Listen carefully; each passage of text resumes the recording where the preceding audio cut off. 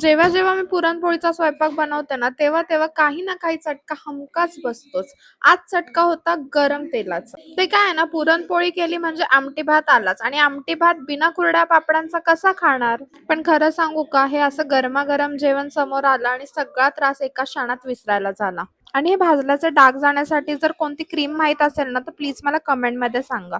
आजचं जेवण खरंच खूप स्पेशल होतं. मग काय फटाफट टिफिन भरून घेतला, कारण की ऑफिसला जायला पण लेट होत होता.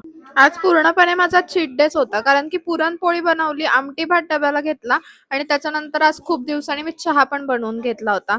आणि चहासोबत मी काय खाणार होते, तर क्रीम बन खाणार होते. त्यानंतर मी स्किन केअर वगैरे करून घेतला आणि सध्या मी डॉट अँड कीचे प्रोडक्ट यूज करते. आणि मी कुठेही बसू दे, हे कोको माझ्या मांडीवर येऊन बसणार म्हणजे बसणारच. खूप जण मला विचारत होते, की मी कोकोला खायला वगैरे काय देते, तर त्याचा वेगळा व्हिडिओ मी बनवला, लवकरच अपलोड करेल. सो आत्ताच मला फॉलो करून ठेवा. व्हिडिओ आवडला असेल तर लाईक करा, शेअर करा. भेटू लवकरच नेक्स्ट व्लॉगमध्ये. Bye bye.